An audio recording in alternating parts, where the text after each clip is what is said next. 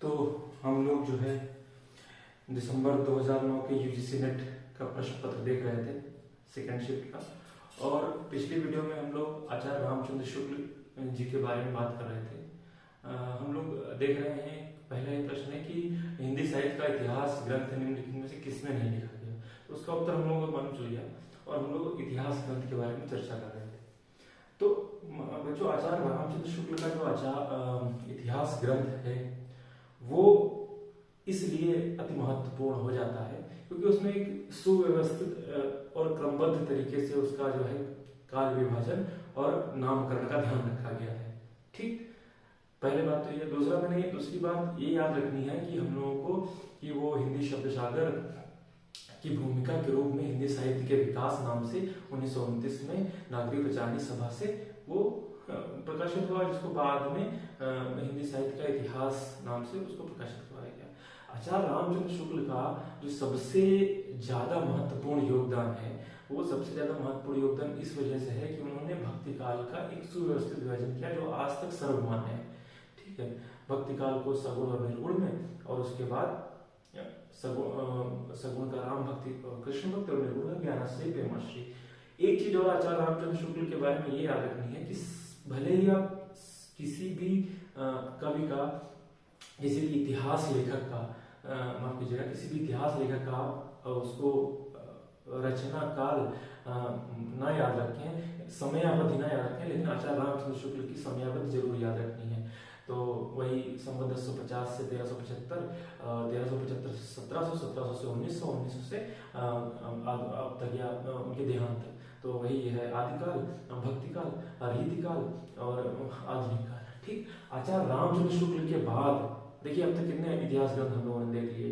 गासा दत्तासी का इस्तवार, लाल हिंदुस्तानी और गासा दत्तासी वाले इतिहास ग्रंथ फ्रेंच भाषा में। ठीक है, और उसका हिंदी में अनुवाद कराया गया लक्ष्मी सागर वार्ष्णेय 1952 में उन्होंने किया, हिंदुई साहित्य का इतिहास नाम से। ठीक, उसके बाद तज़किरा शुअराई हिंदी, मौलवी करीमुद्दीन, भाषा का संग्रह महेश दत्त शुक्ल, शिव सिंह सरोज। ठीक है, जॉर्ज अब्राहम ग्रियर्सन जो अगला महत्वपूर्ण इतिहास ग्रंथ है, उनमें यह है कि the modern literature of northern Hindustan, Kishorilal गुप्त ने 1957 में इसका हिंदी अनुवाद किया, हिंदी साहित्य का प्रथम इतिहास के नाम से। जहाँ तक उसके बाद जो अच्छा रामचंद्र शुक्ल के बाद जो अति महत्वपूर्ण इतिहास ग्रंथ हैं उनमें से कुछ एक हैं, उसमें उनको याद रखना हम लोगों को जरूरत है। एक तो यही है कि डॉक्टर राम कुमार वर्मा का एक इतिहास ग्रंथ आया, आलोचनात्मक इतिहास ग्रंथ, हिंदी साहित्य का आलोचनात्मक इतिहास। डॉक्टर राम कुमार वर्मा की क्या खासियत है कि उन्होंने 693 ईस्वी से 1693 ईस्वी तक अपने इतिहास ग्रंथ को लिखा है। ठीक, उनका इतिहास ग्रंथ का जो खंड है वो इतना ही है। और सबसे एक और महत्वपूर्ण बात यहाँ पर याद आ गई है कि डॉक्टर राम कुमार वर्मा जो है वो स्वयंभू को पहला कवि मानते हैं। ठीक है, स्वयंभू को पहला कवि मानते हैं। ऐसे ही भिन्न भिन्न लोगों ने भिन्न भिन्न उसको माना है। ये राम कुमार वर्मा जी ने ये माना है। और अगर आचार्य हजारी प्रसाद जुवेली की अगर हम बात करें तो उन्होंने अब्दुल रहमान को या अब्द हमार को, ठीक है, वही संदेश रासक वाले, इनको माना है हिंदी साहित्य का पहला कवि। डॉक्टर गणपति चंद्रगुप्त एक हुए, उन्होंने क्या माना है, गणपति चंद्रगुप्त ने शालिभद्र सूर्य को, ठीक है, गणपति चंद्रगुप्त का है हिंदी साहित्य का वैज्ञानिक इतिहास। ठीक, हिंदी साहित्य का जो है आलोचनात्मक इतिहास इनका हो गया, हिंदी साहित्य का वैज्ञानिक इतिहास इनका हो गया। गणपति चंद्रगुप्त का शालिभद्र सूर्य को माना। 1184 ईस्वी से अपना इतिहास ग्रंथ की शुरुआत करते हैं। ठीक, गणपति चंद्रगुप्त, इनका इतिहास ग्रंथ 1965 में आया, 2 भागों में है इनका इतिहास ग्रंथ। ठीक, तो हम लोगों को ये छोटी छोटी बातें जो है याद रखनी है। डॉक्टर गणपति चंद्रगुप्त का हिंदी साहित्य का वैज्ञानिक इतिहास। एक और है हिंदी साहित्य का विवेचनात्मक इतिहास है, हिंदी साहित्य का विवेचनात्मक इतिहास, वो डॉक्टर सूर्यकांत शास्त्री जी का है। ठीक, और नलिन विलोचन शर्मा जी का है साहित्य का इतिहास दर्शन। तो ये इतिहास ग्रंथ जो है कुछ एक हैं। और उसके बाद आचार्य हजारी प्रसाद द्विवेदी जी भी हैं। हिंदी साहित्य की भूमिका, हिंदी साहित्य का उद्भव और विकास, हिंदी साहित्य का आदिकाल। हिंदी साहित्य की भूमिका, भाई किसी चीज की भूमिका जो होगी शुरुआत में ही तो होगी ना, सबसे पहले भूमिका होगी। तो सबसे पहला वाला जो सन है वो आचार्य हजारी प्रसाद द्विवेदी का 1940। उसके बाद जो अगले दोनों हैं वो और सन में आकर 1952। ठीक है, तो भूमिका वाला इतिहास ग्रंथ इनका 1940 में आया।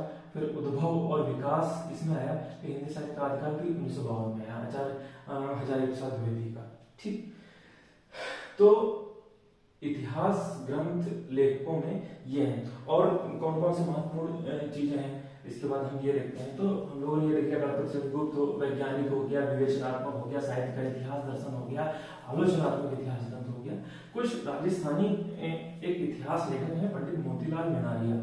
तो पंडित मोतीलाल मेनारिया ने जो अपने इतिहास ग्रंथ को लिखा है, उनके इतिहास ग्रंथों में बेसिकली राजस्थानी शब्द लगाओ, राजस्थानी भाषा साहित्य, राजस्थानी पिंगल और साहित्य, ऐसे अगर परीक्षा में एमसीक्यूज में ऑप्टिक वाले में अगर इस टाइप का कुछ दिखे तो आप एक बार विचार कर सकते हैं पंडित मोतीलाल मेनारिया का।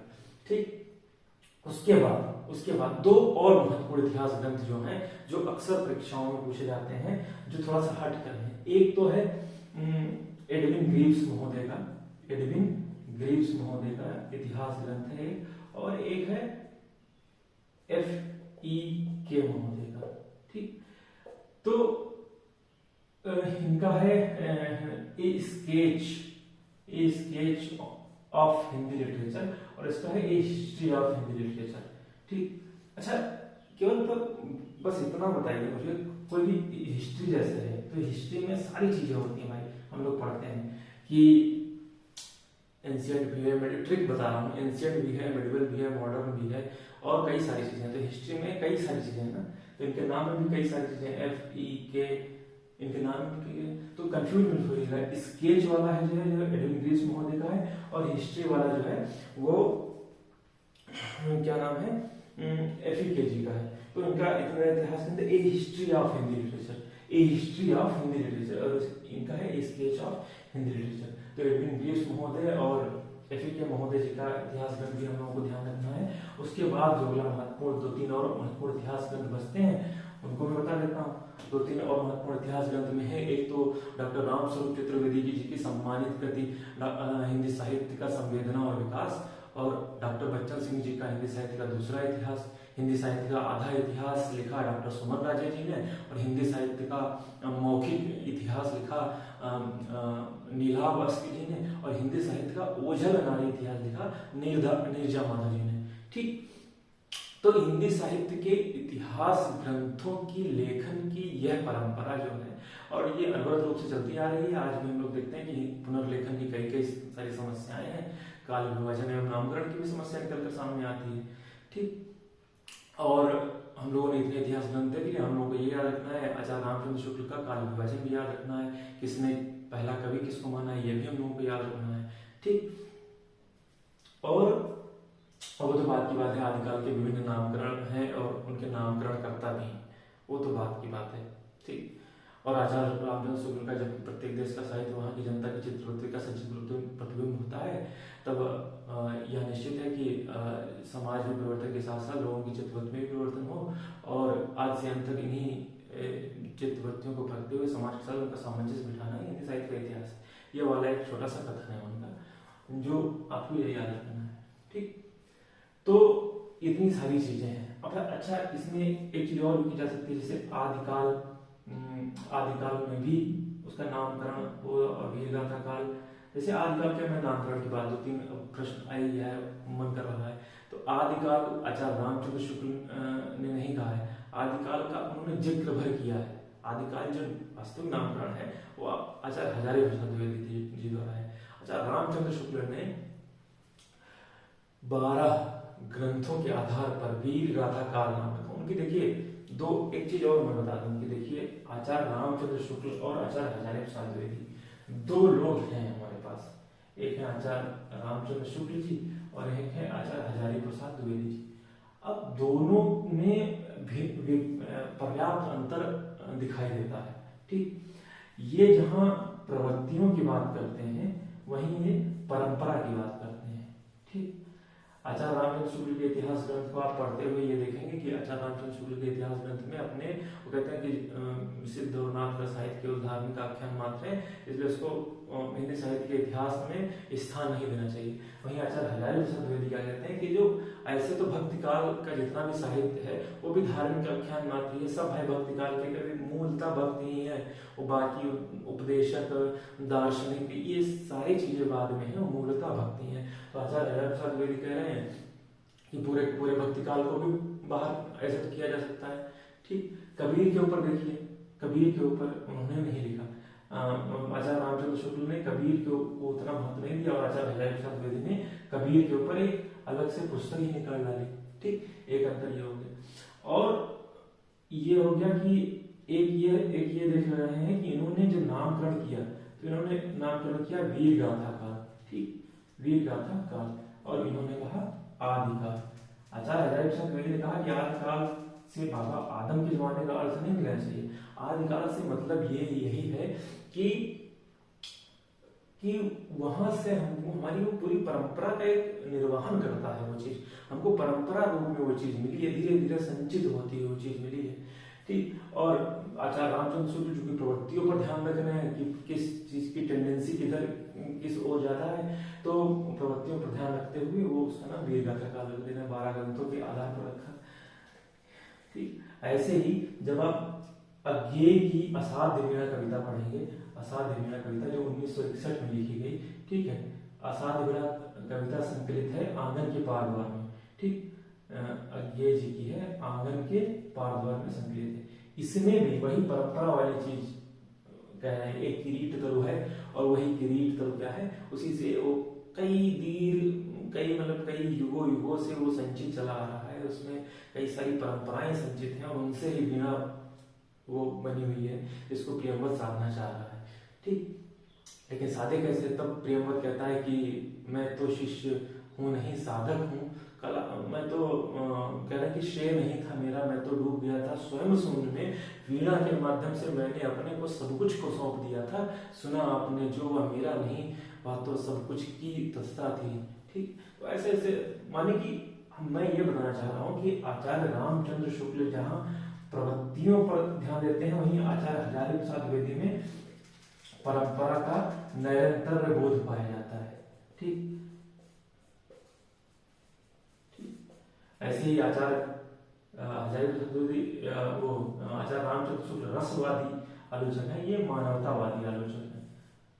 तो पूछी जा सकती है छोटी छोटी चीजें, आपको याद रखना है कि आचार्य रामचंद्र शुक्ल रस का देखते हैं। ठीक है, और मानवतावादी की बात करते हैं, और भक्ति काल के उदय के बारे में बता लीजिए। भक्ति काल का उदय कहते हैं कि मुस्लिम आक्रांताओं के मुस्लिम आक्रमण के फलस्वरूप जो है भक्ति काल का आगमन होता है। और आचार्य हजारी प्रसाद द्विवेदी कहते हैं, वो कहते हैं कि हिंदी साहित्य का 12 आना वैसा ही रहा होता जैसा कि आज है, भले ही मुस्लिम आक्रमण हुआ होता या ना हुआ होता। तो एक चीज तो ये है, तो मैं ये बता रहा था कि आदिकाल का नामकरण हजारी प्रसाद द्विवेदी ने कहा, संधिकाल एवं चारण काल कहा राम कुमार वर्मा ने, चारण काव्य कहा उन्होंने क्या नाम है 11 अध्याय जिनके हैं जॉर्ज अब्राहम गियर्सन जी ने। ठीक, और वीर गाथा काल कहा इन्होंने, बीज रोपण काल कहा महावीर प्रसाद द्विवेदी जी ने, सिद्ध सामंत काल कहा पंडित महापंडित राहुल शंकर तायक जी ने। ठीक है, मोहन अवस्थी जी ने आधार काल कहा। ठीक, तो तमाम नामकरण है, इनको भी हम लोगों को एक बार देख लेना है। ठीक, तो पहला प्रश्न जो था, अच्छा एक बात और है, अगर मैं डिस्क्रिप्शन बॉक्स में ना इसका लिंक दे पाऊँ तो एक टेलीग्राम ग्रुप बना दूंगा, वहां पर मैं डाल दूंगा कि दिसंबर 2009 का ये है, 2010 का ये है, जैसे जैसे पढ़ाता जाऊंगा वैसे वैसे उसको डालता जाऊंगा। ठीक, दूसरा प्रश्न हम लोग देखना है। दूसरा प्रश्न क्या है? दूसरा प्रश्न है शब्दानुशासन के लेखक कौन है? शब्दानुशासन के लेखक कौन है? ठीक, तो 2-3 बातें याद रखनी है। शब्दानुशासन के लेखक तो हम लोगों को पता ही होगा, हेमचंद्र है। ठीक, हेमचंद्र है। कृति का नाम है सिद्ध हेम शब्दानुशासन, एक व्याकरण ग्रंथ है सिद्ध हेम शब्दानुशासन। और एक चीज हम लोगों को ये याद रखनी है कि सिद्ध हेम के नाम से ही ज्यादा प्रचलित हुआ, शब्दानुशासन के नाम से प्रचलित है, व्याकरण ग्रंथ है, हेमचंद्र जी के द्वारा लिखा गया है। SPA हमको ट्रिक याद रखनी है, संस्कृत प्राकृत अपभ्रंश 3 भाषाओं का सामंजस्य समन्वय इसमें मिलता है। एक चीज हम लोगों को और ये याद रखनी है कि कुमारपाल के यहाँ ये जो है इनके समक्षम में हेमचंद्र जी थे, तो जो भाई जिसके समक्षम में होगा ना वो उसको अच्छी तरीके से जानेगा। तो कुमारपाल चरित नामक इन्होंने रचना करी। एक और रचना मिलती है जिसमें कुमारपाल प्रतिबोध रचना मिलती है, वो रचना सोमप्रभ सूर्य की है, ठीक है, सोमप्रभ सूर्य की। तो हमको ये याद रखना है कि जो जिस दरबार के जिस राजा के आश्रम में पलेगा भाई, जिसका संरक्षण उसको मिल रहा है, तो वही ना उसका बेहतरी से जान पाएगा। तो हेमचंद्र उसके हैं, तो हेमचंद्र ने चरित्र लिखा, प्रतिबोध इन्होंने लिखा। 2-3 और अगर मैं बात करूं तो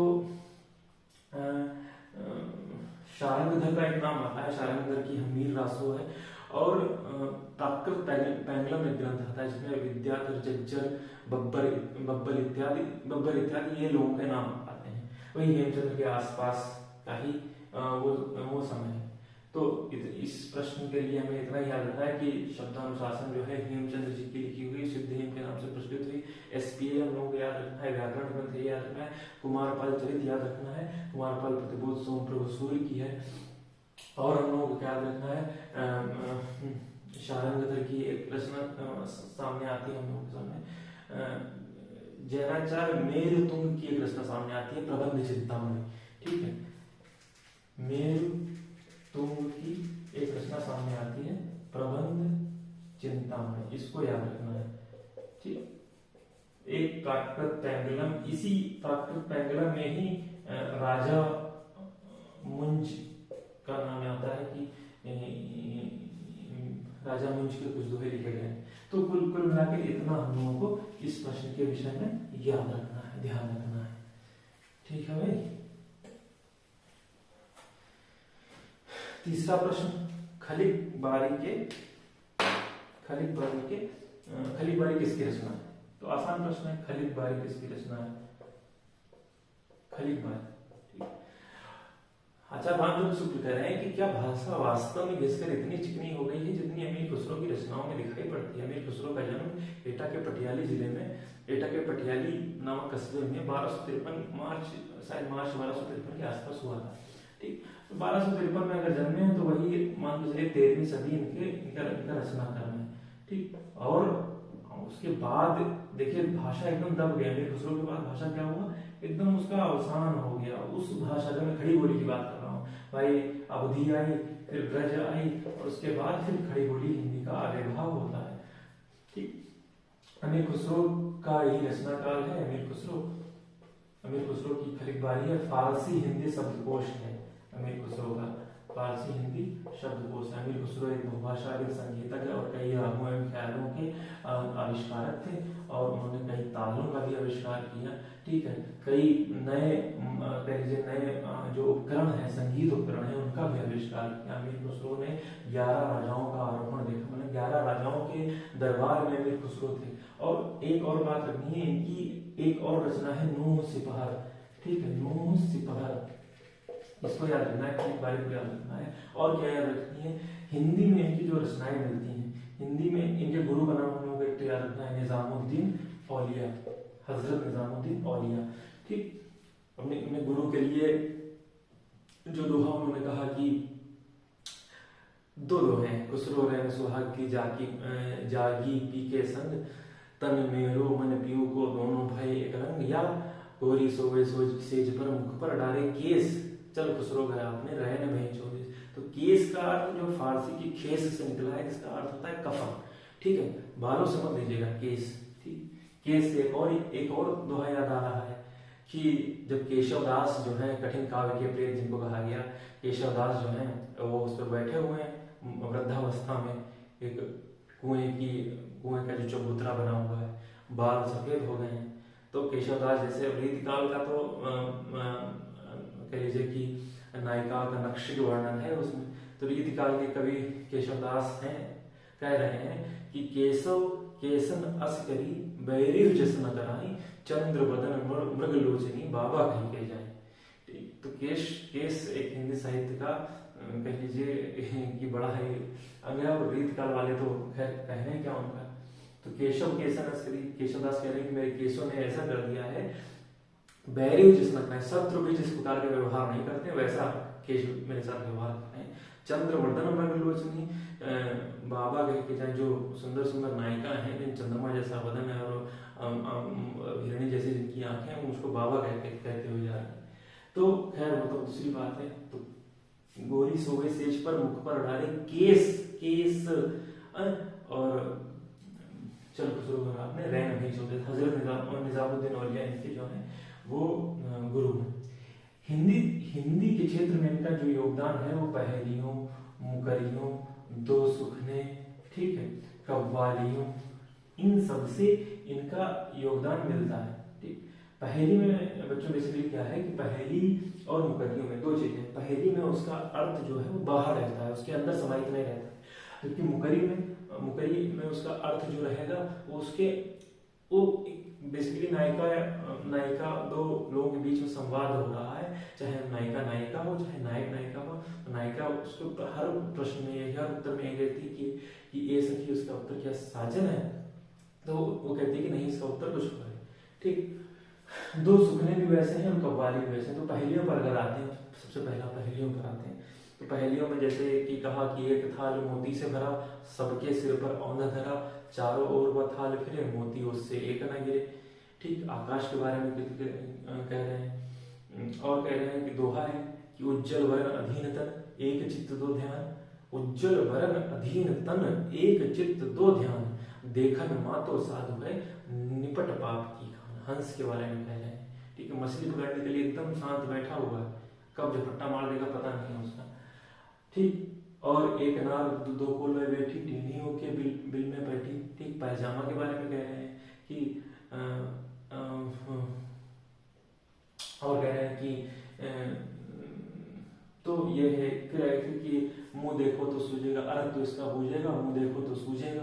दर्पण के बारे में कह रहे हैं। तो पहेलियों की रचना अमीर खुसरो ने उस समय बड़ी मतलब कि अच्छी स्वच्छ खड़ी बोली जिसको कह सकते हैं उसमें उन्होंने की। तो पंक्तियां पूछी जा सकती हैं, इसलिए मैं पंक्तियां बता रहा हूँ। मुकरियों में मैंने बताया कि मुकरियों में उसका उत्तर जो है वो उसी में समाहित रहता है। जैसे कि नित मेरे घर आवत है, सांझ गए फिर जावत है, फसत अमावस गोरी के फंदा, ए सखी साजन। सखी कह रही है कैसे उत्तर साजन है, तो कहती है ना सखी चंदा। अंत में तुक भी मिलती है, जैसे कि नित मेरे घर आवत है, सांझ गए फिर जावत है, फसत अमावस गोरी के फंदा। फंदा से ही रिलेट करता होगा, इसका उत्तर होगा तो ए सखी साजन ना सखी चंदा।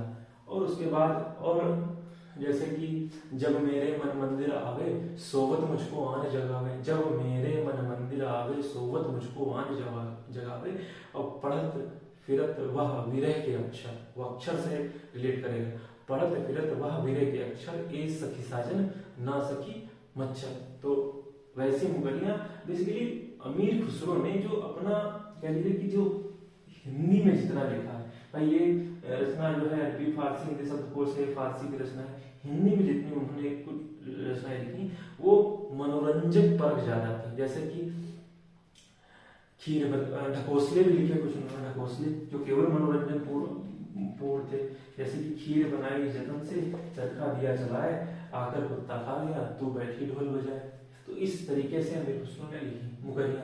और मुकरियों के बारे में एक बात हमको ये याद रखनी है कि इन्हीं मुकरियों को भारतीय हरिश्चंद्र जो है वो प्रयोग कर रहे हैं अपने भारतीय युग में। मुकरियां उन्होंने भी लिखी, उनकी जैसे मुकरियां देख लीजिए कि भीतर भीतर सब रस चूसे, बाहर से तन मन धन मुसे, भीतर भीतर सब रस चूसे, बाहर से तन मन धन मुसे, जाहिर बातन में अति तेज, जाहिर बातन में अति तेज, ए सखी साजन नहीं अंग्रेज। तो भारतीय हरिश्चंद्र तो अंग्रेजों के ऊपर राजसत्ता और राष्ट्रभक्ति के द्वंद्व में फंसे हुए भारतीय वाले, उसको तो कहने क्या। तो कहने का मतलब यह है कि पहेलियां लिखी, मुकरियां लिखी। दो सुखने में क्या था, दो सुखने जैसे कि अज्ञे हाइकू लिख रहे हैं अपने समय में, प्रयोगवादी का प्रयोग कर रहा है, हाइकू लिख रहा है कि चिड़िया उड़ी कांपी पत्ती फिर थिर हो गई। तो ऐसे ही छोटी सी कविता दोस्त सुने, जैसे कि पान सड़ा क्यों घोड़ा अड़ा क्यों फेरा ना था। उत्तर था फेरा ना था, कि पान सड़ क्यों गया घोड़ा अड़ क्यों गया, क्योंकि उसको फेरा नहीं। ऐसे कि आदमी प्यासा क्यों गधा उदासा क्यों लोटा ना था। भाई आदमी के पास लोटा नहीं था तभी वो प्यासा है जिससे पानी पिए, और गधा जो है जमीन में लोटा नहीं था इसलिए वो है वो उदासा है। तो आदमी प्यासा क्यों गधा उदासा क्यों लोटा ना था। ठीक, तो दो सुखने ऐसे। कव्वालियों में कुछ एक दो कव्वाली जो है, छाप तिलक सब छीनी रे तो से नैना मिलाए के, छाप तिलक तज दीनी रे तो से नैना मिलाए के, ये वाली कव्वाली है। और बहुत कठिन है डगर पर घटकी, कैसे भरनाऊं मधवा से मटकी, बहुत कठिन है डगर पर घटकी। ठीक, तो ये सारी चीजें अमीर खुसरो के बारे में ये हो गई। एक और चीज हम लोगों को याद रखनी है, जो अभी इस समय ज्यादा से उन्होंने फारसी और हिंदी का अद्भुत मेल किया है अपनी रचनाओं में, फारसी और हिंदी का। एक नमूना देखिए, वो नमूना पूछा भी लग जाता है कि जेहाल मिस्की मकुन तगाफुल दुराए नैना बनाए बतियां। पूरी फारसी की लाइन है, जेहाल मिस्की मकुन तगाफुल दुराए नैना बनाए बतियां सखी। फिर दो लाइनें हो रही, फिर आखिरी लाइन है कि सखी पिया को जो मैं न देखूं तो कैसे काटूं अंधेरी रतियां। तो अमीर खुसरो का पर्याप्त जो है योगदान जो था वो हिंदी साहित्य में, इसके बारे में मैंने आपको बता दिया। ठीक, तो ये हो गया अमीर खुसरो। और एक बात ये याद रखिए कि आदिकाल का अध्ययन करते समय आदिकाल एक वृहद है इस तरह। और एक बात ये भी देखिए कि अब पूरा धीरे धीरे क्रम जो टेन्योर है, जो समयावधि है, धीरे धीरे कम होती जाए। आदिकाल की है, फिर भक्तिकाल की भी ठीक ठाक है, रीतिकाल के कम, फिर भारतीय युग के कम, छायावाद के कम, द्विवेदी युग के कम, प्रगतिवाद 7 साल का रह जाता है। ठीक, तो मैं ये बता रहा था कि आदिकाल का अध्ययन करते समय जैन, सिद्ध, नाथ, रासोकाव्य, विद्यापति, अमीर खुसरो, इन सारे चीजों का अध्ययन करना है। उसमें से अमीर खुसरो के बारे में जितनी महत्वपूर्ण चीजें थी, जितनी उनकी पंक्तियां महत्वपूर्ण थी, उनकी जो रचनाएं जो महत्वपूर्ण है, वो मैंने यहाँ पर जो है बता दिया है। ठीक, तो आज इतना ही रखते हैं। फिर उसके बाद जो है चौथे प्रश्न, तो 3 प्रश्न हो गए अब तक, तो पूरा हो जाएगा क्या 3 प्रश्न हो गए हैं, तो धीरे धीरे आगे रखते हैं। ठीक है।